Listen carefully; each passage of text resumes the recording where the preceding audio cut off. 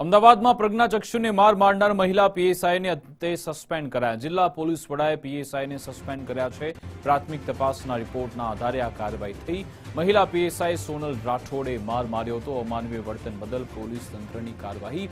અમદાવાદમાં પ્રજ્ઞાચક્ષુને માર મારનાર પીએસઆઈ સામે ફરિયાદ. ગુજરાત યુનિવર્સિટી પોલીસ સ્ટેશનમાં નવી ફરિયાદ નોંધાઈ છે. પ્રજ્ઞાચક્ષુ ગોપાલ દરજી દ્વારા પોલીસ ફરિયાદ નોંધાઈ છે.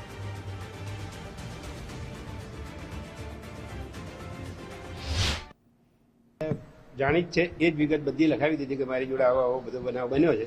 એ પ્રમાણે અહીંના સ્ટાફે મને સારો સહયોગ આપ્યો અને મારી એફઆઈઆર લઈ લીધી. 1 વાગ્યાના દરમિયાનમાં એ કોઈક છોકરો હશે નાનો, મને બહુ ખબર નહીં, પણ આમ મેં કીધું અવાજ પડી કાનો આવે એટલે મેં હાથ બહાર કાઢીને આમ ફેરવ્યો તો કોઈક નાનો બાળક હશે રડ્યું એટલે ખબર પડી કે ભાઈ આ કોઈક છોકરાને મારી આંગળી હાથ અડી ગયો એમ.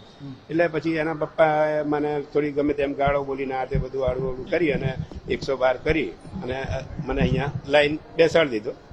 એના પપ્પા એને મેં પગે લાગ્યો, માફી માગી, ત્યાં બી માગી હતી ગલ્લે. મેં કીધું ભાઈ આમ નાની બાબતની મોટી ના બનાવતા, પણ છતાં એ માન્યા નહીં. ત્યાર પછી મને અહીંયા લાવી અને બેસાડી રાખ્યો. પેલા ભાઈ જે મને લઈને આવ્યા હતા એ મને ખબર નહીં કોણ હતા શું હતું, પણ એ પછી નાસ્તો કરવાનું બહાને જતા રહ્યા. મને 5 વાગ્યા સુધી બેસાડી રાખ્યો. 5 વાગે મેં 2-3 વખત પૂછ્યું, એમ કીધું યાર મને જવા દો ને, મને કેમ બેસાડી રાખ્યો? મને કે એમના મિસિસ મળવા આવે. એમના મિસિસ કોણ જતો કે પીએસઆઈ. તો મેં કહું ઓકે. મેં કહું મને મારશે નહીં તો કે ના નહીં મારે. પછી આયા 5 વાગે, ક્યાં છે પેલા ભાઈ? તો કાં રહ્યા. તો પછી મારી ભરે તૂટી પડ્યા, મને ઢોરને જેમ માર.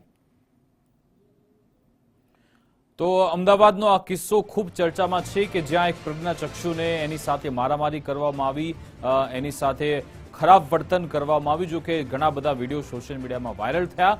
અંતે હવે એ મહિલા પોલીસ કર્મીને સસ્પેન્ડ કરવામાં આવ્યા છે. ત્યારે પ્રજ્ઞાચક્ષુએ પણ સંતોષ વ્યક્ત કરી રહ્યા છે.